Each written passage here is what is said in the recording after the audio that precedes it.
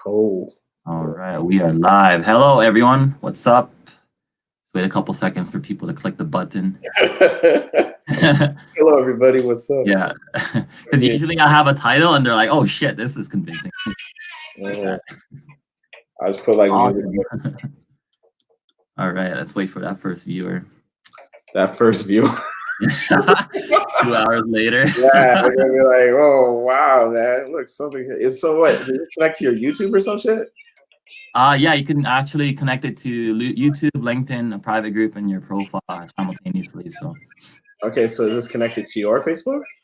Yeah, this is my Facebook. It's streaming live right now, and then just my unlisted for YouTube, just because I don't know what to do with my channel just yet. Sweet, we got our first viewer. What? Oh, for real? Oh, two. We got two. All right. Oh, sweet. I can't see shit. So. Oh, right. You can't. Okay. Yeah. So I just you yeah. tell me you got some viewers. I'm just gonna say, all right, cool. We got some viewers. Like. So, but the show must go on for the offline viewers. So yeah. Hello everyone, and welcome to Kimchi Chronicles episode. I'm not even sure, but I have a very special guest today. Wait, you don't know your episode? It's the I don't know the title show, but this Kimchi Chronicles. This is title number. I don't fucking know. Anyways, I'd like to present the Wreckage, and he's a really special one because I've been dancing with him for quite a while, and I've seen him become the life of the party every time we're out. So without further ado, I welcome the Wreckage. So what up? Hello to the people who are watching. I can't see the numbers or whatever. There's 4 people. There's what? There's 4 people. 4 people. Hey, hello, the 4 people that are watching, dude. What up, man? Yeah. So thank you for having me. Fucking Gucci. Yeah, me and Kimchi here go fucking back. like way back, dude. Yeah. So yeah, man. Thanks for fucking having me. Thanks for fucking putting me on. I know we were supposed to meet up the last time. Yeah. And I got the time zones wrong because I'm in Vancouver and you're in Edmonton. So yeah, and it's not the first time because I interviewed Gennady and he's over in Vancouver and we were like back and forth too, and we're like, oh snap, I said 2 o'clock. He's like, oh, I thought you meant 1 o'clock. I'm like, holy crap. So, but it all worked out. So yeah, just tell us a little bit, because I do know that, like, okay, you're a dancer, you're MC, you produce music, and then you basically run like the entire nightlife, and you know the ins and outs of it. You got a lot of experience. You've done a lot of gigs for big name people. I believe even the opening set for Snoop Dogg back when you went to Edmonton for one of the Union Hall events. So, to tell us a little bit about like your backstory, how it all began, and what was that light bulb moment to decide, like, all right, this is what I need to do. Cool. Take your time on this. Take my time. Yeah. 4 people that are watching, take my time. Yeah. Lit. Yeah, no, fuck, dude. I don't even fucking. Are you asking me like when I start DJing or when did I start dancing or just like all? Let's start with the dancing first. Oh, okay. Fuck, dude. I don't know. I've always been around it. You feel me? Like I was always around it, but I never really like stuck it until I got a little bit older. Like I used to go to, like, my parents would go to these hall parties back in Edmonton where everyone would be dancing and shit. And it was cool because like I would just see everybody dance and the music was really wild and lively and shit. But I was just a kid then, right? Like me and my nephews and my friends and my little kid, like my little homies at the time, we used to be in the basement throwing coat hangers at each other and shit. But yeah, it wasn't until I got a little bit older, and then I remember I watched fucking You Got Served for like the first time, and I was like, dude, this is fucking crazy, and started breakdancing, and I was in and out, and then I remember the funniest shit was I was always going to this park and playing ball, and this like Asian girl shows up, and I remember her name was like Victoria or some shit like that, and I thought she was like super banging. I was like, yo, this girl's hot. Fucking, she's like, hey, do you want to come with me over to this place? And I was like, fuck yeah. We went to City Hall, not City Hall, downtown Churchill. Yeah. Yeah. And we saw this group that was like doing an open street performance in there, and it was called 3SB, Third Street Beat. And they're like, yeah, we're doing this thing called Hip Hop for Hope. It would be really cool if you guys could, like, you know, show up. And she's like, yeah, you want to do it? And I was like, fuck it, whatever, dude. Fucking, yeah, cool. I didn't care at the time. I was like, I just want to get with you. I don't really give a fuck. Yeah.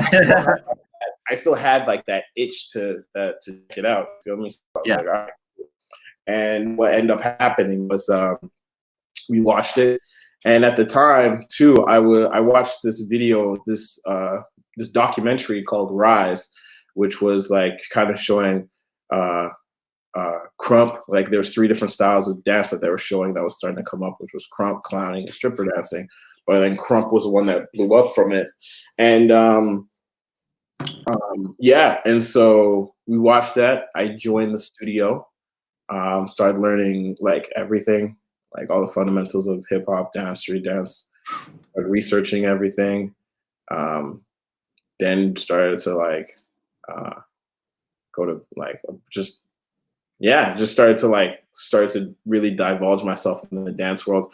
And I remember that because like what happened was I was like in and out at certain moments, but then I was going from choreo to street. Right. And I remember Pop Jeffrey, Pop and Fresh, he was just like, or now he doesn't call himself Pop and Fresh anymore, it's Big Papa Pump. He was like, dude, stop wasting money, just learn street dance. And I was like, fuck yeah, let's do it. Yeah. So, yeah, did that shit, started learning crump properly, went to learn and all that stuff. So I started learning crump properly, linked up with a fam. We started building. We called ourselves Scrutiny Fam.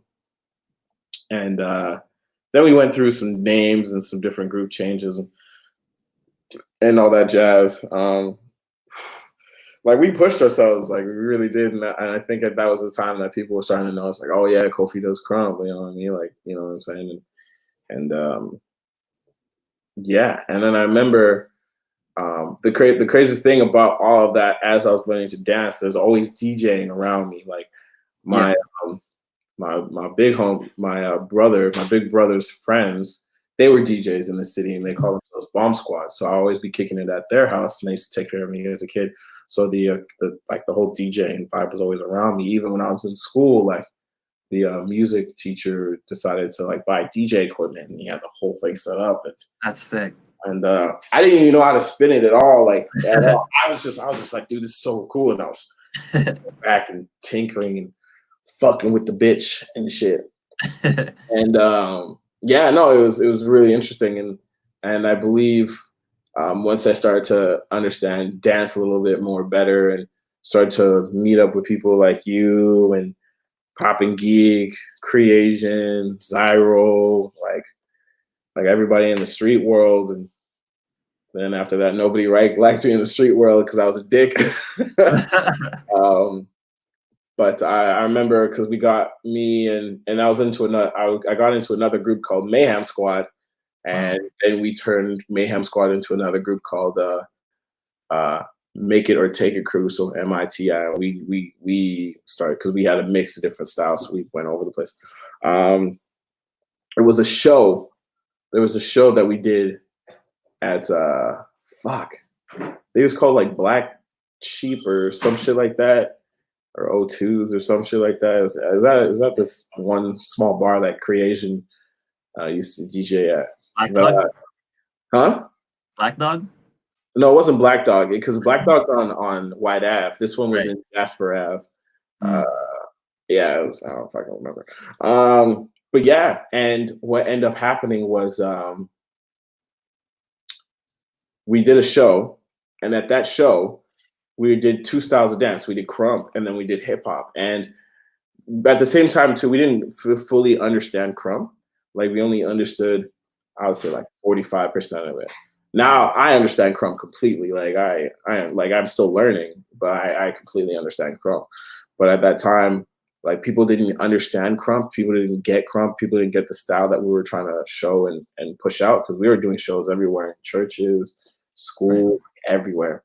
And what ended up happening was that we did the show, and people didn't get it. And there was like a group of us. It was a big group, like a really big group. There was about like 7 or 8 of us, and we all got together after the show, and one of our homies was like, "Yo, fuck this, dude. Like, I'm gonna get this shit." He's like, "Fuck it, I'm gonna be a rapper." And I was like, "Oh, okay." And then another homie, he was like, "I'm gonna be a photographer." And I was like, "Oh." And then literally one by one, we all started changing our shit all together. My brother, he was in the group, so he was like, "Yeah, I'm gonna work on fashion. I'm gonna do fashion and ball." Another homie was like, "I'm gonna be a producer." And I was like, "Fuck it. Well, I'm gonna be a DJ." And yeah, we just switched. It was like, Wow. we're done. We don't care anymore.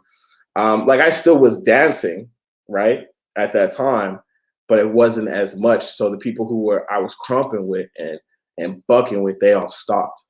So I was the only one still dancing, but I wasn't doing as much.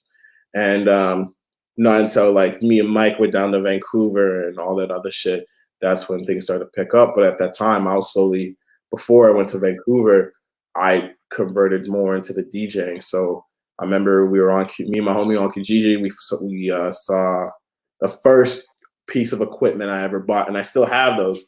And it was 2 vinyl American Audio 500 turntables and a Denon 2-channel mixer. And this guy was selling it for $500, and that's Wow, that's cheap. Because when I looked up the price for one mixer, it cost $1,200. Yeah. I was like, all right, so both of those mixers together have been like $2,400. The Denon mixer itself costed like at least $800, and so I was like, whoa, this is a lot. But this guy was like, yeah, there's two vinyls, a mixer, a BPM counter, a bunch more cables, 2 stacks of vinyl records, and it's be $500. And I was gonna haggle this fucker down until my homie was like, dude, no, give him the $500. That's a fucking steal. So we took that, and I set it all up, and I DJ'd, and I started practicing in my mom's kitchen, going back and forth, just practicing in my mom's kitchen. To the point where she's like, "Go downstairs, it's fucking annoying." And I was like, all right. So I went downstairs, and then I started to learn from this one cat. His name's DJ TNT. He's really from New Jersey, but he moved down here, and I knew his daughter at the time. So I was going on Facebook going, "Hey, I'm trying to learn how to DJ. Can someone help me?" And Nikki was like, "Yo, my dad can help you." And I was like, "All right, cool, bet."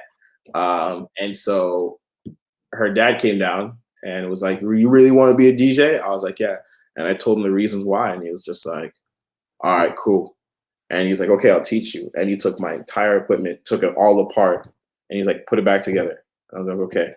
Took it all apart again. He told me each name of every single thing, and he told me I had to put them back together and tell him each name. And then also, and then after that, once I did that like 5 times, he's like, "All right, cool. Now I'll teach you." I don't want to waste, because no one wants to waste their time, right? So after that, he put me under his wing, started to DJ, and anywhere he DJ'd, I DJ'd. Any concerts he did, I did. And in between those times of me dancing and DJing, I got to open up for a lot of people. Snoop Dogg. Well, when I was in Edmonton, so it was Snoop Dogg, Kyle, Machine Gun Kelly, Wow, 40, Waka Flocka, Neo, and then after that, did World of Dance, got to DJ and battle in that, so that was cool. And then from going that transition over to Vancouver. Yeah. And that by that time I wasn't even going by WRECKAGE, I was going by Boy Nerd, right? So that was even when I was in Vancouver when I first moved, I was still going by Boy Nerd. And not until I got my first out of town gig in Montreal, that's when I changed my name to WRECKAGE, because when I still had WRECKAGE when I was young, but I didn't use it while I was DJing. I used Boiner while I was DJing. So yeah, and then after that came to Vancouver, started linking up, started creating a product and a name for myself when I switched to the WRECKAGE, and just been killing it ever since. Opening up for Kid Ink, fucking Genuine, fucking. I gotta write all these people down. Like, Wow. I even did a thing for Mac Miller. Yeah. Fuck yeah. Did a lot of that. Fat Man Scoop. Fat Man Scoop was fucking awesome. Afro Man was fucking awesome. Chingy. Got to meet Chingy. Did Chingy. Wow, that's quite the list. Yeah, there's like more. I just don't remember. If you do remember, write them down. Send them to me after this. I can put on the description because that'll be pretty cool. So Yeah. No, that's cool. I'm down. So what? So having that transition from Edmonton to Vancouver, it is definitely a new city, and networking is a key component and something that you're really, really great at. So what were the kind of like the main pitfalls you had to overcome coming to a new city, being like that new name, and how were you able to achieve like those kind of connections? Well, it's like a mixture, because I made, when I was in Edmonton, I was DJing at the Cactus Clubs out there, and I was DJing at the West Edmonton one, and they were liking what I was doing. They liked the mixes I was doing, all that other shit. And what happened was, I don't know, I was myself. I was just very energetic. I was very happy to do things, like, and I was getting paid, and I was like, dude, whatever, I'm down for anything. So even at that time, I had a small little residency too, so that was great. And what happened was, they liked me so much at the West Edmonton one, because I was being like, hey man, whatever you need me, I'm here. Just let me know. And they're like, okay. They're like, hey, we really liked your mixing. We really liked how you did all this stuff. Would you be interested in doing the grand opening at the Jasper Ave location in downtown? Oh, wow. Like, I was like, yeah. And that was there. Everyone was wild and like, oh my God, Cactus Club downtown. Yeah. Oh, in my mind, I was just like, cool. Yeah. I was like, as long as you pay me, like, I'll still be excited. I'm like, yeah, I'm getting paid. Yeah, you know what I'm saying? But like, cause you got to show them that you're excited. Like, internally, I was like, cool. And it wasn't until they said that you're going to be DJing with Cactus Club's official DJ from Vancouver, I was like, oh shit, okay, well, this is a big deal, because they're flying this other dude out. And his name was Icy Touch. And what ended up happening was, he actually, it was funny. I went in there and I was like, oh shit, this guy's African. Cool, this is fucking gangster. And we just kicked it off. Like, we had common interests that let us be a little bit closer together. I listened to his sets, he listened to my sets, and he was like, dude, anytime you come to Vancouver, you let me know, I'll take care of you. And I was like, dude, I'm actually moving to Vancouver. And he's like, well, when you come there, let me know, and I'll link with you. And he gave me his information, and so I was able to connect with him through something that was mutual. We both had something that was mutual, either because we were from the same race, or we both found something that we liked, which was DJing, and we were able to like vibe with each other. That was a connection there. So I built that connection with Icy Touch, and so when I moved down there, he introduced me to more people, and I just kept. I was finding different ways to open up new connections with people. Like the hardest part was sometimes like, you're meeting someone you've never met, so. The hardest part is going up and being like, hey, you know what I'm saying? You know what I mean? Being able to be like, yo, because even times that stuff still holds me back at some moments where it's like, I can go and talk to this person, but I'm like, I don't fucking know this person. Why would I go talk to him? But it's like, when you're doing marketing and when you're making connections, you got to put that part of you aside to really get where you want to get. So for me, it was being able to get enough connections in the nightclub world to be able to facilitate a spot. that for me it was being able to find things that I was able to connect with somebody with, and then being able to take that and then go with it and start running with them there, finding more things to a point where me and this person were very comfortable with each other because we found Yeah. things we both liked, or you know what I mean? So Yeah. And just to add on top of that, just for the people who are viewing this and they're a little bit like they're a little bit new into the entrepreneur world, or maybe they do have some experience, and you know, they call it door to door cold approach or cold calling, and it's like straight up just like trying to get that connection or trying to sell a product or whatever it is. And there tends to be that narrative, that conversation in people's head where it's like, okay, you need to go to that person. That's the person that is the key to your network. You have to talk to them. And then you have this other conversation in your head where your ego's telling you don't do it because you're probably risking a lot of things, embarrassment or coming off as needy, pushy, or creepy. So what are the kind of tips that you could share to kind of like overcome that? Like, although some people are like, oh, just do it, stuff like that. As cliche as it sounds, but like there are more things deeper to that. Like, how do you kind of decide between those two decisions? Should I do it or should I not talk to the person? just do it, because see, at those moments it's hard, and I still do that shit too on a consistency. But the one thing is like you generally just gotta fucking take the balls out of your purse, put them on, Right. fucking try it. And even if you fuck up, you fuck up. You know what I'm saying? Like I've talked to people and I've completely fucked up and been like, all right, cool. Talk to you later. And you know what I'm saying? See ya, man. Like every encounter that you have is a lesson.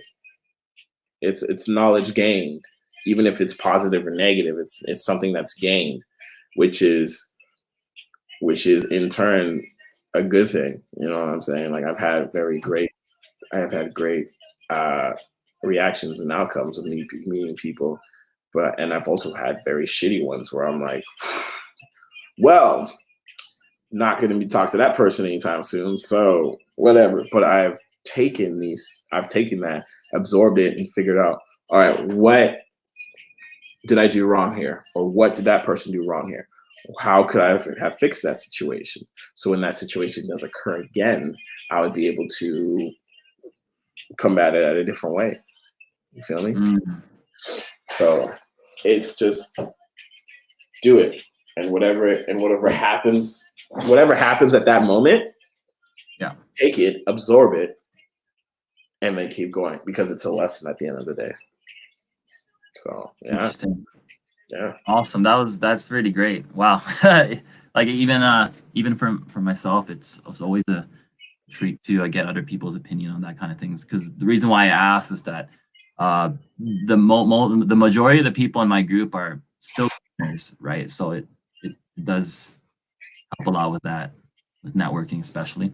Mm-hmm. Mm-hmm. Mm-hmm. So when especially when you're handling these kind of gigs, or like I get bigger name artists, what are the kind of mentalities or mindsets that you bring to the table in order to fully deliver, and as well as maintain that relationship, so that down the road, if you were to do another project, the process would be more seamless? So how are you able to kind of have that mindset? I would say I don't like, that's the thing, yo. You know what I'm saying? Like that's the thing with me. Like if I go do a show, I'm professional. Yeah. Yet energetic. Right. You feel me? I'm professional yet energetic, in the sense to where any shows that I do, I make it so people will be like, man, this guy was nice. He was professional. He was good. And I kind of keep that character and something like that. So that has helped me a lot. And sometimes it doesn't help. You know what I'm saying? Like sometimes it's like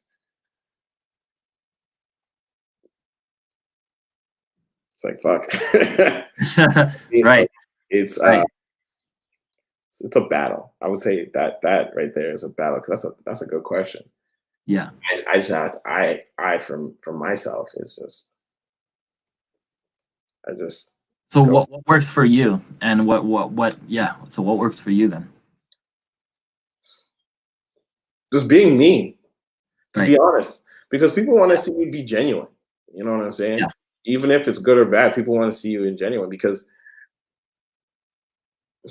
see, I can't say genuine. I feel like people want to see you certain type, of genuine. Mm, Like, for example, when I am DJing and I am fucking doing my shit under Wreckage, but yeah. the Wreckage has that character. Like I make that character. Okay. Okay. I'm energetic. I'm polite. Yeah. I'm still professional because I keep my business to my business, and I come through. I make sure everything is good. I make sure I'm good, and if people need shit, I get shit done. That's it. Yeah. And that's what I do. You know what I'm saying? So I would say create a character. Create a character for yourself. Like, Okay. and you're gonna be genuine in that character. Mm, You know what I mean? Like because if I'm, you know, me, I'm like I don't know. I don't. Do I need to talk to you? Is it important that right. you know Right. that like, Yeah. I'm Okay. Wreckage, and I'm that character? I am that. Not necessarily saying me myself. I'm not polite and presentable. I am. But when it comes to business, I can make sure my emotions are in check. I make Mm, at the end of the day, this is this and that is that. And I keep on that and I make that point very clear. I try to make it I try to keep that carriage in check so people just see. So to answer that question, for me, I've just learned to build a character that I can use when I'm doing my business. I mm, feel like everybody has that certain character. Like you have right. a character when you do business. Fucking Elon Musk has that character. From anyone who is a big CEO of a Fortune 500 company to someone who is just an everyday regular DJ. Like you need a character in order for you to work properly. Because if we like some people are like, no, I can be myself and I still get shit done. That's cool. 100. That's fine. Yes, you. But for me, I feel like some people need like an alter ego Mm, interesting. to get what they need to get across, right? Because at the end of the day, if we are ourselves, that won't really work in a sense, right? Right. It's not Right. um, you're not getting where you want to be because you're being maybe yourself. And this is just from my experience. I don't want anyone to be like, well, I'm myself and I get my shit done. Cool. 100, dude, that's fine. Cool. I've just learned that from dancing when I build a character because I've been in dancing, I've been in sales, I've sold everything from credit cards to cell phones to hey man, you want to buy some chocolate? Like I've done that. You know? So like everything that I've learned from me being a salesperson, I put that into me being Wreckage. Right. And sometimes it works and sometimes it doesn't. Sometimes I get a little too nice and it's like say I do a gig and I know I can get more money for that gig, but I just take that pay. It's like fuck, you know, but I know And it's definitely a battle. It's a battle yeah, for it's sure. definitely a battle. Like I've had people who come up to me and be like, "Hey, man!" Like I was like, "Hey, I remember this is one group that they're pretty cool. Like they're really awesome, and they did they do like a '90s R&B party." And I'm like, "Yeah, dude, like we should." And my friend who was with me at the time, she was hyping me up. She's like, "Yo, you gotta meet this guy. His name's Wreckage, da da da." And I met these people, and I was like, "Dude, your parties are dope. Let's work together." And they're like, "Okay, well, we can pay you this." And I said, "It's not really my fee, but cool, we'll try it the one time." And then after that, they asked me again, and I was like, "All right, cool, but this is my fee." And they're like, "Man, we got all these other DJs." Da da da da. I was just like, "Yeah, but those are those DJs, and I'm me." So you're coming up to me because I did a phenomenal job at your last one. So let's do it like this. Sometimes sometimes it works. Sometimes you get the percentage you want, or sometimes you guys got to meet in the middle, right? So, Yeah. It's back and forth. It has a lot to do with the front end aspect, where like you have to kind of deliver what the people want because that's what they hired you for. So kind of like your persona, which is like your service or your product. But the back end, it comes down to the logistics, price negotiations, all the back end things, contracts, agreements, and just the overall premise of the whole contract. So that way you're able to kind of keep your genuine self, to have that kind of manage the two fronts and the back end and the front end. So you're basically running 3 personas at the same time, and it's not easy. So no, but after a while you get used to it. Yeah, you get used to it, right? So right, awesome. So just before we wrap things up, what I want the viewers to kind of like know, like what's how many people do you have on right now? I don't want to tell you. What's up, everyone? It's fine.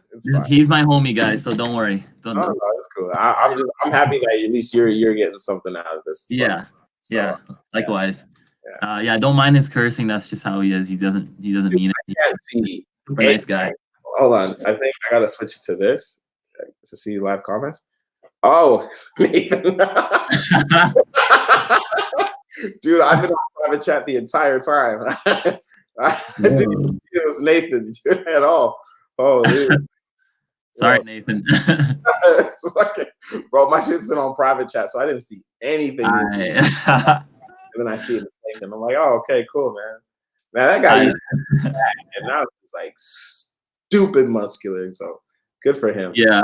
Yeah, we had a dance practice last night. It's been like 4 months, and we were out of practice, and we're like, "Hey, you want to dance?" He's like, okay." So we danced till 2 in the morning, and then we drove to All Happy to get some ginger beef, and then we just. Dude, I haven't had All Happy in such a long fucking like All Happy. Like donairs out here fucking suck, dude. Like Chinese food out here is all right. It's not like All Happy shit. You know what I'm saying? Like fuck, man, I miss peaches and shrimp so bad. All Happy is the number one. Like I love down there again. For sure. We're All Happy 100. Dude. Yeah, I just love it. Their ginger beef is number one. Every time I call them and saying, "Hey, this is All Happy's number one ginger beef provider," and they're like, "Oh, it's him again," right? And every time I go up, say, "Hey, this is All Happy's number one provider of ginger beef. Like, do you want ginger beef?" And you're like, "Yeah." You're like, "All right, cool." Yeah. All right. So, just before we wrap things up, what's the next step? What's the next step for you, and what can you leave for everyone who is watching? I don't know. For me, the next step is during quarantine, work on becoming better at my craft. So that's what I'm going to be doing. Just being better at DJing, learning some new stuff that I'm not going to say right now. Yeah. And just building a better online presence for the product that I'm trying to bring out to people. This is also the part where I plug my shit in too. This is the part. Yeah. Well, you can leave someone with a gold nugget, and then you can plug in your handle. Everything is hard, but nothing is hard. You feel me? Everything is hard, but nothing is hard. So what I mean by that is this: is that like the first time you do something, it's hard. It's really fucking hard because this is something that your brain has to sit there and comprehend. And some people are lazy. Some people, you know what I mean? Some people are just nervous or scared. So it's hard. But as soon as you get a handle out of it, it doesn't become hard. But yeah, it's like when you talk to people the first time, you're like, fuck, dude. But after a while, it becomes easy. When you wanna learn how to sell yourself in a certain way, it becomes hard. You know what I mean? You got to get over certain obstacles. After a while, you'll be able to sit there and be like, all right, cool. My fee is $1,000. Take it or leave it. I don't care. All right. If you don't want to take that, that's fine. It's fine. I mean, like, learn how to haggle. If you know that your price is $1,000, say my price is $2,000, and they say that's pretty a lot. Then you're like, okay, let's lower it. Like, and you tell them what comes with something like with your price, then you start lowering it to a point where it's like, oh, he gave me 1,000 off, so fuck it. You know what I mean? So it's like you learn how to overcome these obstacles and build something for yourself. So everything hard isn't hard. I really like that. Thank you so much, Kofi, and I hope everyone here had an awesome time tuning in and learning just a lot from several experts such as the Wreckage. So, dude, I'm just out here doing me, man. I do you. Well, you do the same. All right, everyone. See you guys in the next episode. Until next time. All right. Peace out.